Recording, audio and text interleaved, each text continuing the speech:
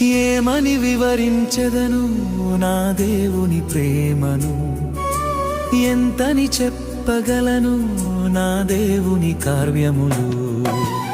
ఏమని వివరించెదను నా దేవుని ప్రేమను, ఎంతని చెప్పగలను నా దేవుని కార్యములు. నీ కృపవర్షమే నాపై కురిపించినావు, నా యందు దయ చూపి నన్ను ఘనపరచినావు. నీ కృపవర్షమే నాపై కురిపించినావు, నా యందు దయ చూపి నన్ను ఘనపరచినావు.